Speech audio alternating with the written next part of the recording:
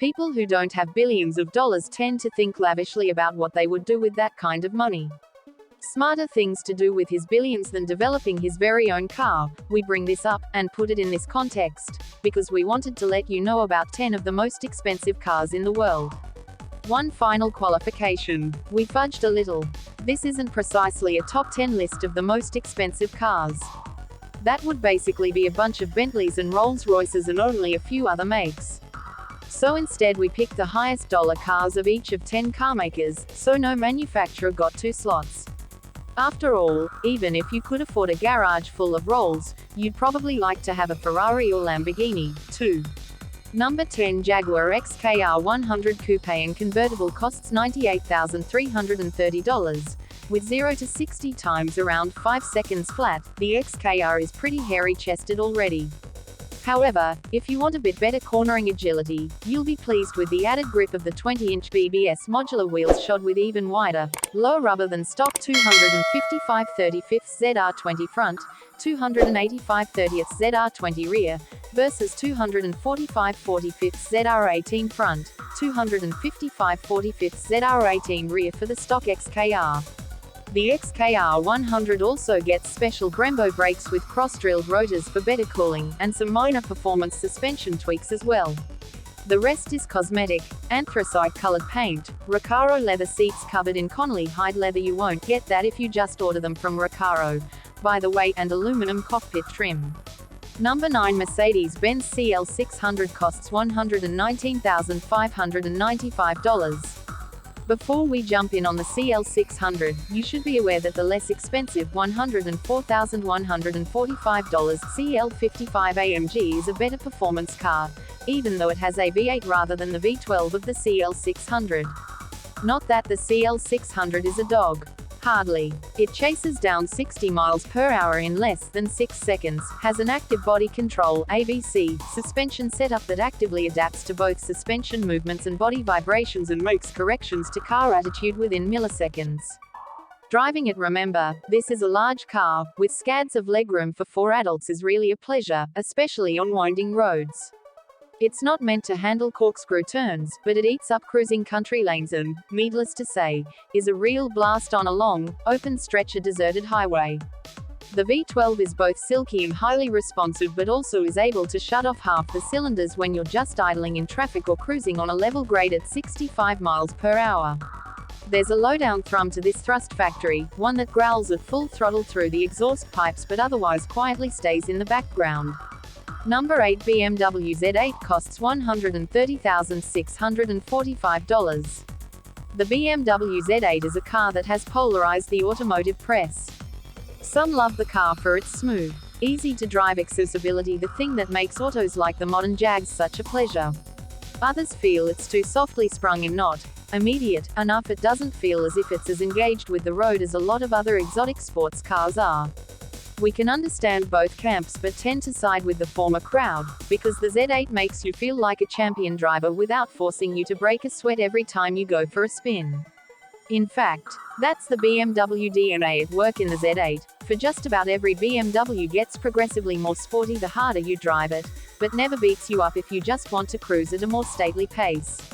And even though the Z8 gets the very hot 394 horsepower V8 from the BMW M5, about 60 more HP than you'll find in the BMW M3, there's nothing violent about the onrush of power that comes from under the hood. Torque is there in a downshift whenever you want it, but the rest of the time power is almost seamless. Think, and you're passing someone at 95 on the expressway. You could almost accuse the Z8 of being lazy for that reason, but not when you throw it hard into a turn, where its excellent aluminum suspension and chassis flex and respond in kind to the pace you've set, and its taut rack and pinion steering transmits just enough information back to your hands for you to respond in kind to the road. Here the Z8 becomes alive and thrilling.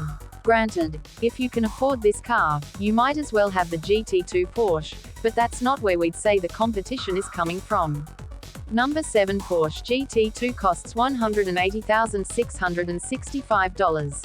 Until Porsche builds the Carrera GT, a late 2003 model with an open cockpit and a 6-liter V10 engine that will produce 558 horsepower, you'll have to make do with the GT2, for now the fastest street-legal Porsche on Earth.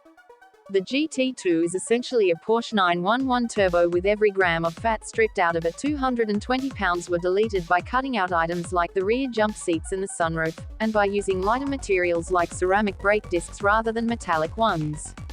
The GT2 also gets 456 horsepower. The 911 turbo produces 415 horsepower, thanks to increased turbo boost and larger intercoolers for the turbos. Lighter and more powerful, the GT2 is now certainly faster, clocking nearly the same acceleration rate to 60 miles per hour as the far more expensive Murcielago 0 to 62 mph 0-100 kilometers per hour in about 4 seconds, and can achieve a top speed of 195 miles per hour.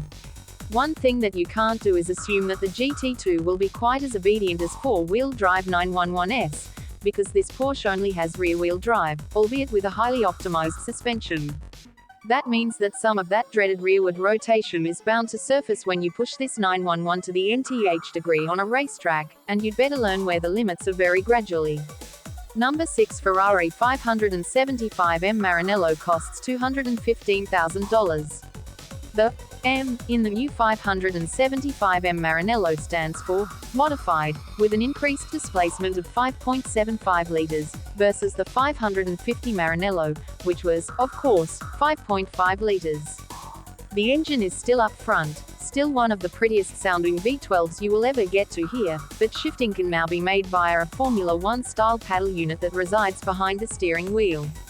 Power is up to 515 horsepower, 0 to 60 times have dropped to 4 seconds, and top speed is up to 202 miles per hour, if you're in a very big hurry.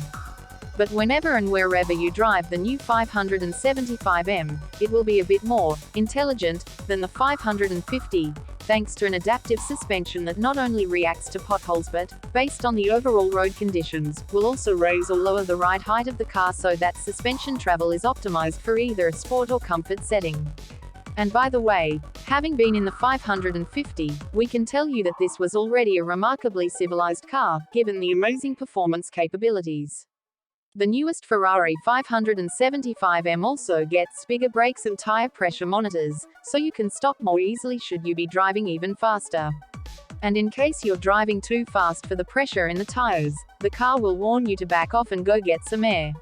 Number 5 Aston Martin Vanquish costs $228,000.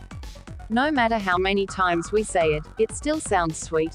0 to 100 in 10 seconds flat. Yes. The 0 to 60 time of 4.5 seconds doesn't sound quite as impressive. There are Corvettes that come close to that mark. But 10 seconds to 100 miles per hour is truly remarkable, with very few production cars ever coming close to providing that kind of acceleration. But what struck us when we drove the Vanquish, and what still impresses us having driven other supercars since, is just how easy this monster is to tame, even at ferociously high speeds or under that hammer of crushing acceleration. It corners with ease, and finding the outer limits of any turn can only be achieved on a racetrack, since otherwise the Vanquish is just rock solid. Drive the Vanquish like an old man, though, and you'll be surprised how docile a supercar can be. It's no Honda Civic, but steering action is smooth and even light at slow speeds. For around town driving there's the auto shift mode, so you don't even have to think about shifting when you're commuting in your Vanquish.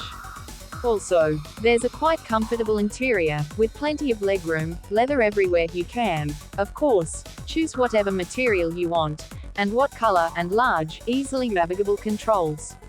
So your eyes are never off the road for very long. Number 4 Lamborghini Murcielago costs $273,000. The newest Lamborghini has gotten some criticism of late because it's not as gonzo as the first Countach was when it debuted. Funny thing is, a lot of those critics haven't even seen a Murcielago in person. When you do, your jaw drops and then closes again, and your mouth forms a grin. And you do not criticize. This may not be as groundbreaking a design as the first shark-like Lambo, but it's still one awesome-looking machine. And you know what? There's no mistaking it for anything else. That's why the design wins for us. As for the chassis, it's also a work of balance between extremes, with a carbon fiber body over a mid-engine layout behind the cockpit but in front of the rear axle, and the transmission in front of the cabin for optimal weight balance, 42% front and 58% rear. The Murcielago, named, like all Lamborghinis, after a famous bull, also has all-wheel drive, which is somewhat unusual in the supercar realm but keeps maximum juice flowing to the road. In this case, that power is transferred through huge, Pirelli P0 Rosso tires on 18-inch rims, 245/35 in front, 335/30 rear. Flip the gull wing door up. Lower yourself into the driver's bucket seat. The newest Lambo is said to be easier to climb in and out of, but it still helps to be small and flexible if you want to look at all suave during ingress and egress, and you'll find yourself at the helm of a long, low car with precisely the speed racer's seating geometry you'd anticipate. You sit in, not on, leather-wrapped seats that suck you low and tight, and extend your arms straight to the wheel, your legs to the pedals. The shifter is perfectly within reach of your right arm, and it's a tall stalked steel balled 6-speed that travels through a steel shift gate. Speaking of the engine, the 580 horsepower V12 you hit that horsepower at a scorching 7,500 revolutions per minute, is said to deliver the Murcielago Pilot to speeds in excess of 205 miles per hour and from 0 to 62 miles per hour, 0 to 100 kilometers per hour, in 3.8 seconds. But even at saner speeds and acceleration rates, the Murcielago delivers most of its torque evenly, so you don't have to torch the engine at high RPMs to derive plenty of pleasure. Number 3. Bentley Azure Convertible Mulliner costs $376,485. If this car looks a lot like the Rolls Corniche convertible, you're onto something. Both cars ride on the same wheelbase and have the same motor, although in the Bentley you get much more torque and horsepower. That still doesn't put the Azure convertible on par with the all-new Onage T, which we'll review next week, but with 590 foot-pounds of torque, the Azure does at least make this big car feel exceedingly sporty. There's even less backseat room in the Azure convertible than in the Rolls, however, which gives front seat as Bentleys are drivers' cars, remember, plenty of legroom and makes the backseat a great place to park your briefcase. The convertible is automatic, of course, as is the transmission.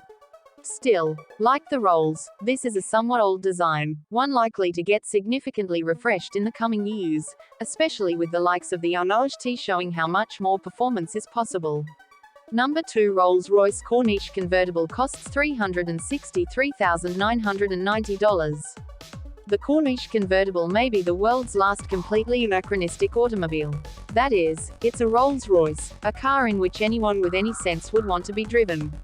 And yet the Corniche has less backseat room than a C-Class Mercedes-Benz, and you could buy a dozen C-Classes for one Corniche convertible. Also, there's only 7 cubic feet of trunk space, which isn't much better than the trunk space of a Mazda Miata. Okay, you don't buy Rolls to be practical, but the car at least should be big, right? Also, Rolls-Royce is a company under new management, namely, BMW's. And that muddies the picture even further, since the Corniche shares an engine with Bentley, the 6.75-litre V8. But even if Corniche cars are still made after 2002, BMW is working on a replacement for the $229,990 Silver Seraph, set to debut in summer 2003. It isn't clear if BMW will continue to purchase them from Bentley. Meanwhile, there's the 2002 Corniche, which is in production only until the end of this summer. True, it is sort of a white elephant, but at least it's a known quantity in that it will have the grand torque, 544 foot-pounds, of an old Rolls, as well as the plushest ride on the planet. That's not only thanks to a huge wheelbase for what is really a sort of cushy GT, but also due to computer-actuated dampers, auto-ride height control and load compensation controls that level the ride no matter the disparity in passenger weight should you have your grand, fat, old Aunt Gertrude Godiva riding shotgun at some point. Number 1. Salinas 7 costs $395,000. Exotic supercars are extreme in every sense. But what to make of this claim? According to the Salinas 7 press release, its aerodynamic ground effects are so effective, and create so much downforce what holds a car to the road at high speeds, that even if you drove the S7 upside down at 160 miles per hour on some sort of Hot Wheels roller coaster track that exploded into real-life scale, the car wouldn't lose its contact with the road. Of course they didn't explain how they know this, and, sorry, we're not volunteering to test out the theory. Meanwhile, the S7 power plant is decidedly less outlandish than its ground effects. The motor is derived from a Ford Mustang, then deeply modified. It's made entirely of aluminum, has stainless steel valves with titanium retainers, and a high vacuum dry sump and stainless steel exhaust. It breathes through roof-mounted intakes and is mated to a 6-speed manual transmission. Power output is a claimed 550 horsepower, with performance of less than 4 seconds to 60 miles per hour and a top speed in excess of 200 miles per hour. And the S7 has some fairly clever components. A video monitor instead of a rearview mirror, since how could you see anything AFT via a conventional mirror, anyway? And a removable steering wheel to ease entry and exit into the tight-fitting cabin. But we still have to ask, with a new Lamborghini on the market, as well as a new Ferrari 575M Maranello coming, who wants a Ford-powered supercar? Alright, that's it for this video. I hope you enjoyed it. If you did, don't forget to like this video, subscribe to my channel and turn on the notifications.